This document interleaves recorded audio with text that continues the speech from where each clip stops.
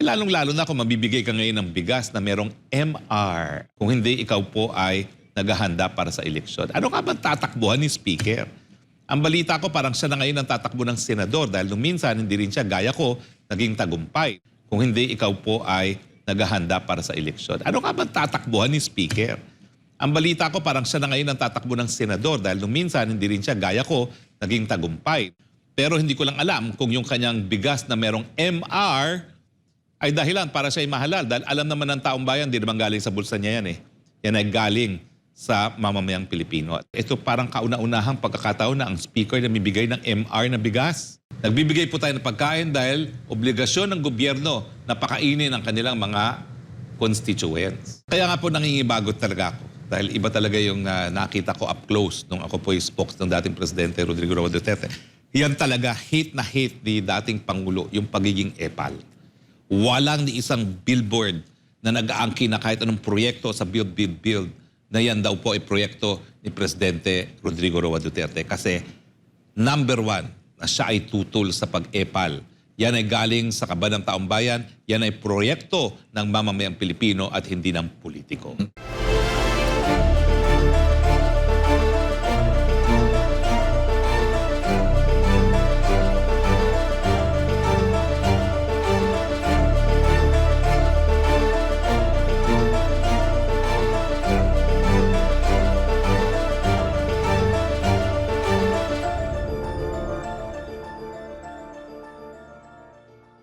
Lalong-lalo na kung mabibigay ka ngayon ng bigas na merong MR. O, di ba? Ano pa ibig sabihin ng MR?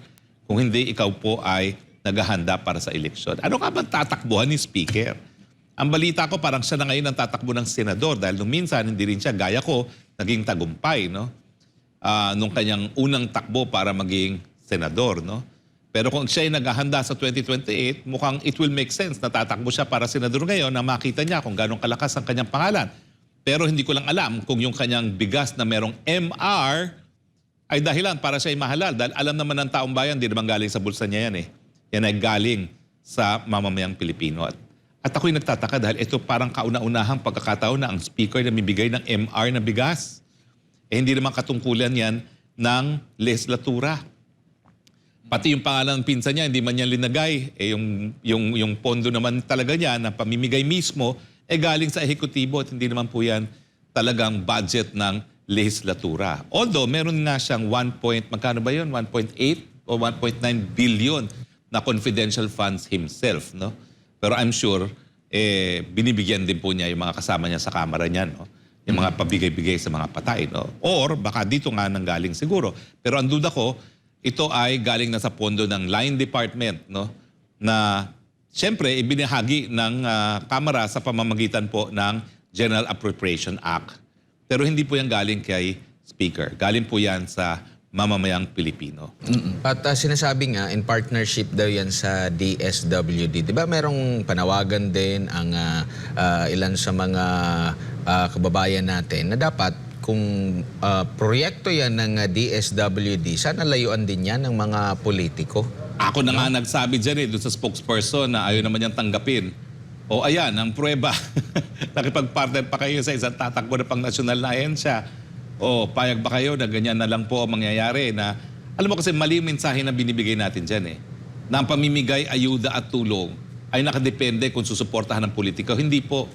Nagbibigay po tayo ng pagkain dahil obligasyon ng gobyerno na pakainin ang kanilang mga constituents. Yan po ang tamang mensahe. Hindi dahil lang po yan sa mga politiko. Diba, attorney, marami na rin mga kritiko, yung ating mga kababayan, pag na mayroong ambulansya, ang laki-laki ng mukha ng politiko, kada proyekto na hindi naman galing sa kanya yung pondo, through the initiative, ang laki-laki pa, mas malaki pa yung mukha kaysa doon sa detalye mismo ng proyekto. Pag mayroong mga pinibigay na tulong, malaki talaga yung pangalan through the initiative. Actually, si dating Pangulo Rodrigo Duterte, nung panahon niya, yung mayor siya. Bawal.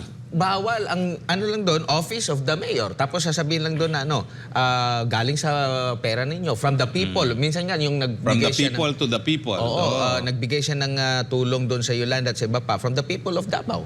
Yun lang yung nababanggit. Kaya nga po nangingibagot talaga ako. Dahil iba talaga yung nakita ko up close nung ako po yung spokes ng dating Presidente Rodrigo Roa Duterte. Yan talaga, hate na hate ni dating Pangulo, yung pagiging epal. Walang ni isang billboard na nag-aangkin na kahit anong proyekto sa Build, Build, Build na yan daw po ay proyekto ni Presidente Rodrigo Roa Duterte. Kasi number one, na siya ay tutol sa pag-epal. Yan ay galing sa kaban ng taong bayan, yan ay proyekto ng mamamayang Pilipino at hindi ng politiko.